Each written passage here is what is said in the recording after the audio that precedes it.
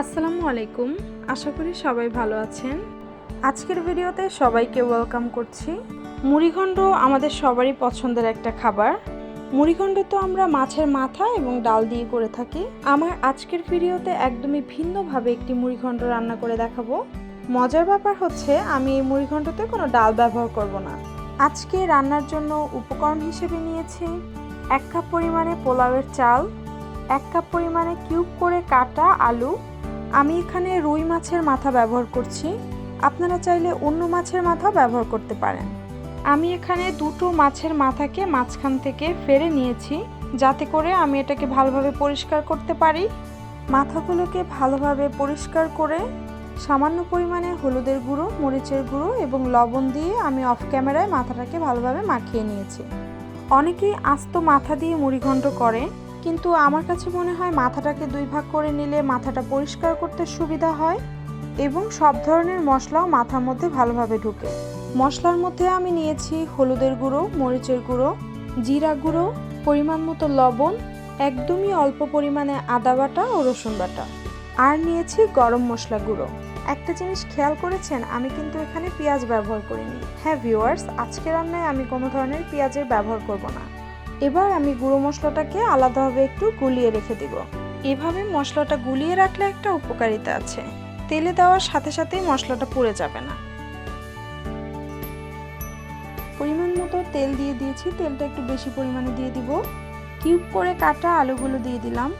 আলুগুলোকে আমি একটু সময় নিয়ে ভালোভাবে ভেজে নেব।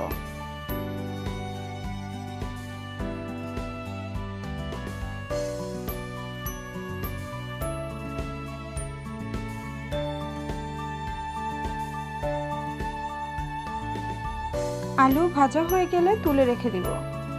একই তেলে পোলাওয়ের চালটা ভেজে নেব। চাল ভাজার সময় অবশ্যই খুব সাবধানে, কোনো কিছু পুড়ে গেলে কিন্তু মুড়িঘণ্টটা একদমই নষ্ট হয়ে যাবে। চুলার আঁচটা মিডিয়াম টু লোতে রেখে ভাজতে হবে।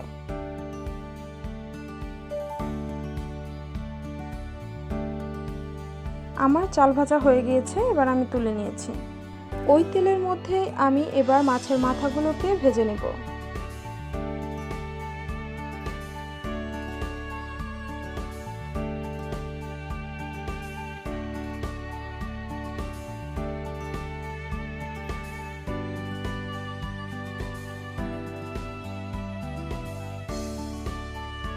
স্ক্রিনে যেভাবে দেখছেন মাথাগুলোকে এভাবে লাল লাল করে ভেজে নিতে হবে।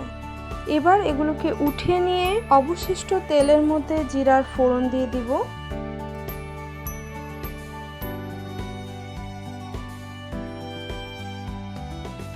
এবং আগে থেকে রেডি করে রাখা মশলাটা দিয়ে দিব। এই মশলাটাকে 2 থেকে 3 মিনিট কষিয়ে নিতে হবে। মশলা কষানো হয়ে গেলে এর মধ্যে পরিমাণ মতো পানি দিয়ে দিতে হবে। আমি এখানে 2 কাপ পানি ব্যবহার করেছি।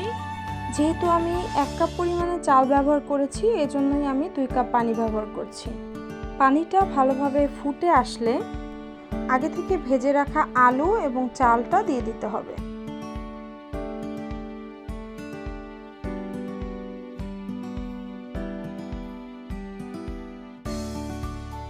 ঢেকে 2 মিনিট মতো রান্না করে নিলে চালটা মোটামুটি 80% সেদ্ধ হয়ে আসবে।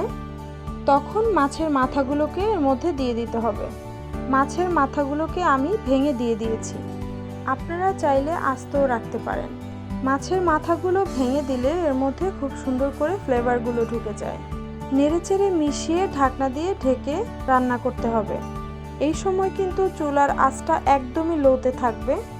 এভাবে 2 মিনিট ঢাকনা দিয়ে ঢেকে নেড়েচেড়ে আবারও ঢাকনা দিয়ে ঢেকে রাখতে হবে।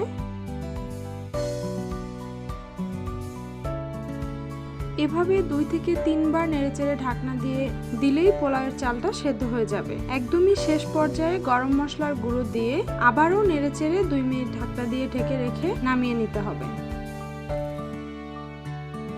রান্না হয়ে গিয়েছে, এবার নামিয়ে নিয়ে গরম গরম পরিবেশন করুন।